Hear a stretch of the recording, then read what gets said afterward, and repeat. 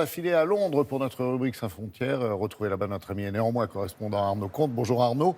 Vous nous emmenez ce matin dans un quartier sensible, comme on dit, du sud de la capitale britannique, où il est proposé aux jeunes habitants de jouer au polo. Ce n'est pas anodin.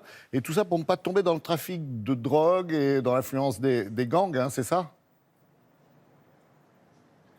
Oui Laurent, bonjour. Alors Brixton, évidemment, ça vous parle peut-être parce que Brighton est connu pour avoir été le théâtre dans les années 80, 90, de nombreuses émeutes. Et c'est là-bas qu'on vous emmène ce matin pour une initiative assez originale, assez belle. On sait que le sport est en général vecteur d'intégration dans les quartiers populaires, dans les quartiers difficiles pour détourner les jeunes de la violence, des trafics de drogue.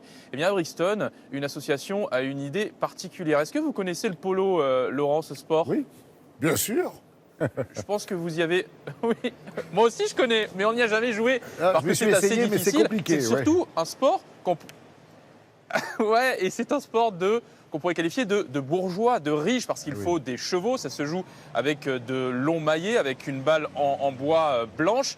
Et il faut donc amener des chevaux. Eh bien, cette association, figurez-vous, qu'elle a amené des chevaux au milieu des barres d'immeubles pour faire découvrir ce sport vraiment qui ne se joue pas beaucoup au Royaume-Uni, qui est populaire, mais qui est réservé à une certaine classe de la société. Eh bien, c'est désormais accessible à des jeunes de n'importe quel quartier. Comme vous le raconte ce matin Philippine Potentier, c'est une belle initiative. Regardez son reportage. À seulement 18 ans, Khadija Mella a remporté sa première course officielle de polo. Une première victoire pour cette jeune fille, issue d'un quartier sensible. J'ai toujours été convaincue que si vous êtes ambitieux, vous pouvez faire ce que vous voulez. Peu importe votre passé ou vos origines, et je ne parle pas spécifiquement des musulmans, c'est valable pour tout le monde. Si vous êtes ambitieux, vous pouvez le faire. Vous pouvez apprendre, essayer.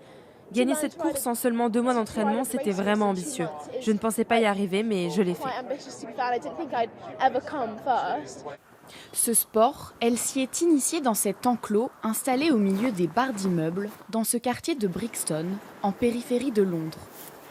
Pour elle et les autres jeunes du quartier, cette nouvelle activité est une échappatoire. Ronnie Cusi, 26 ans, est aussi membre du club.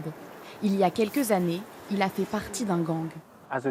Pendant mon adolescence, il y a eu beaucoup de violences de gang, beaucoup de meurtres, des couteaux, des armes à feu cachées dans des buissons. C'était fou.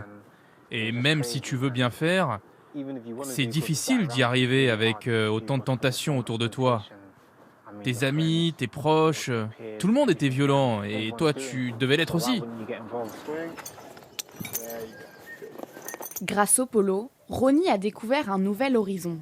Jamais il n'aurait imaginé un jour fouler la pelouse du parc de Windsor, un domaine royal, et pourtant, c'est ici qu'il joue aujourd'hui.